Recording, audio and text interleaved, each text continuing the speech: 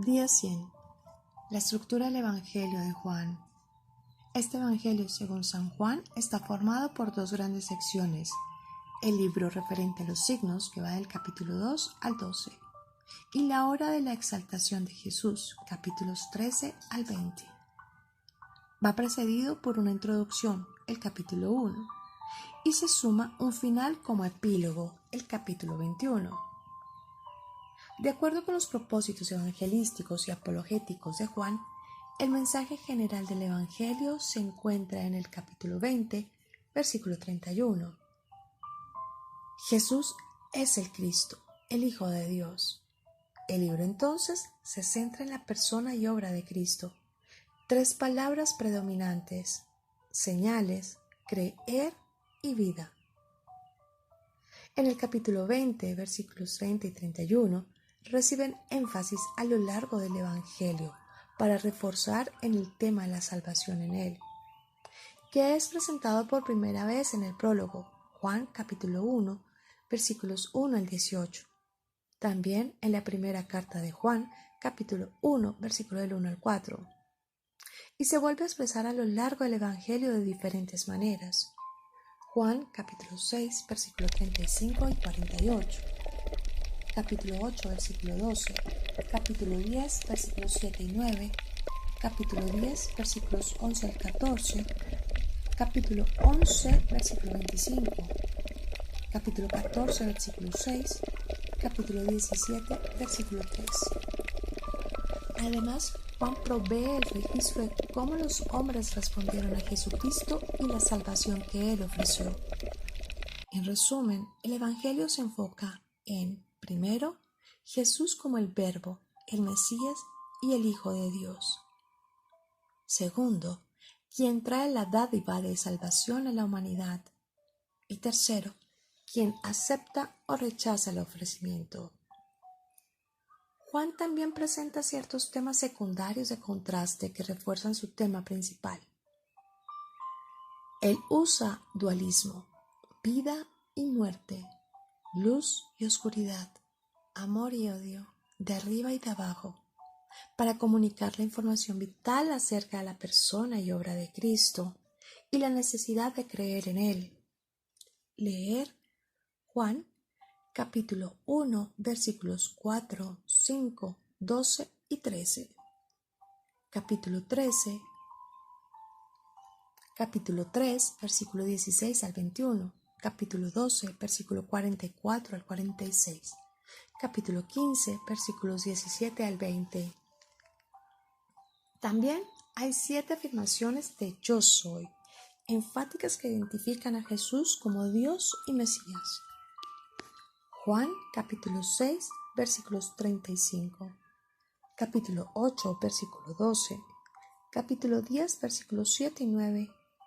Capítulo 10, versículos 11 y 14. Capítulo 11, versículo 25. Capítulo 14, versículo 6. Capítulo 15, versículo 1 y 15. Por encima de los saltos en la narración, algunas repeticiones y otras peculiaridades que llevaron a algunos autores a ver en el cuarto evangelio un conjunto de fuentes mal refundidas. Hoy en día se insiste en la unidad de la obra. Con todo, la delimitación de su estructura no es tan fácil y han sido muchas las propuestas que se han presentado. Una de estas propuestas es considerar la obra de Jesús como el eje que aglutina y estructura todo el Evangelio de Juan, marcando el ritmo de la vida de Jesús. Introducción, capítulo 1. Este capítulo primero nos presenta un himno cristológico de hondura impresionante y el testimonio de Juan Bautista acerca de Jesús, al que se añade el testimonio de algunos de sus primeros discípulos. En el himno se proclama que el Verbo, el Hijo, estaba junto a Dios y en Dios, y que la creación de toda entera la obra fue hecha con vistas al Hijo de Dios, y que mediante su encarnación nosotros sí reconocemos su luz creadora en medio de las tinieblas. Somos asumidos por ella y en verdad también alcanzamos el ser hijos de Dios. Acerca de Juan Bautista, el evangelista subraya que él no es la luz verdadera. Juan capítulo 1, versículo 8. Que él no es el Mesías. Que solo Jesús es el Cordero de Dios que quita el pecado del mundo. Juan capítulo 1, versículo 29. El testimonio del Bautista fue afirmativo y tajante. Y como lo he visto, doy testimonio de que Él es el Hijo de Dios.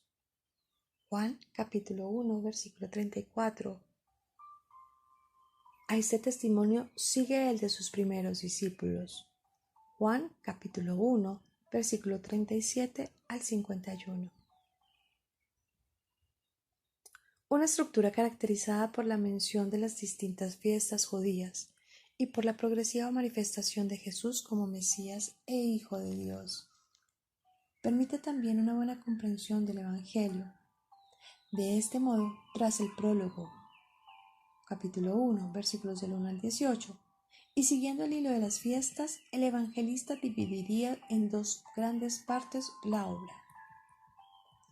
El libro de los signos. Esta primera parte presenta a Jesús como el Mesías, Hijo de Dios, mediante sus milagros y palabras.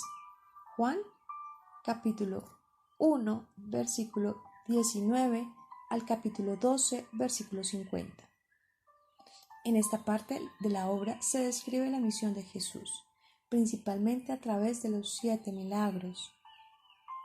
El primero, el agua convertida en vino en las bodas de Caná. Juan capítulo 2, versículo del 1 al 12. La curación del hijo de un funcionario real. Juan capítulo 4, versículo 46 al 54. La curación de un paralítico en la piscina de Bethsatá. Juan capítulo 5, versículo del 1 al 18. La multiplicación de los panes. Capítulo 6, versículo del 1 al 15. La marcha de Jesús sobre el agua. Capítulo 6, versículo 16 al 21. La curación del ciego de nacimiento. Capítulo 9, versículo del 1 al 41. Y la resurrección de Lázaro. Capítulo 11, versículos del 1 al 44. En cuanto a la pesca milagrosa, en el capítulo 21, del 1 al 14, que sería el octavo signo, muy probablemente se añadiría después de la primera redacción del Evangelio. A la vista de estas obras, algunos supieron descubrir la realidad oculta detrás del signo y creyeron en él. Juan capítulo 2, versículo 11. Y relacionados con estos milagros, tenemos estas palabras o mensajes de fondo. Primero, el vino de la nueva alianza. Juan capítulo 2, versículos del 1 al 12. El nuevo templo en su cuerpo. Capítulo 2, versículo 13 al 22. El nuevo renacer. Capítulo 3, versículos del 1 al 21. El agua viva. Capítulo 4, versículo del 1 al 42. El pan de vida. Capítulo 6, versículo 35. La luz del mundo. Capítulo 8, versículo 12. La resurrección y la vida. Capítulo 11, versículo 25. El libro de la gloria. En esta segunda culminaría esa manifestación en su pasión, muerte y resurrección. Juan capítulo 13, versículo 1 al capítulo 21, versículo 25. En esta segunda parte, y ante la inminencia de su obra, la debida hostilidad creciente, Jesús prepara el desenlace con 3 gestos. Primero, el lavatorio de los pies a sus discípulos. Juan capítulo 13, versículos del 1 al 11. En la despedida de la última cena. Juan capítulo 13, versículo 12,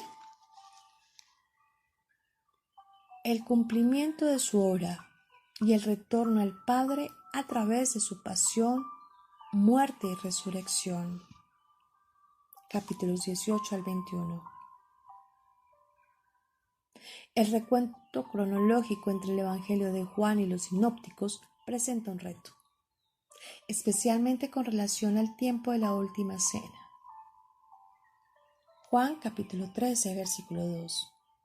Mientras que los sinópticos muestran a los discípulos y al Señor en la última cena, comiendo la comida de Pascua la tarde del jueves,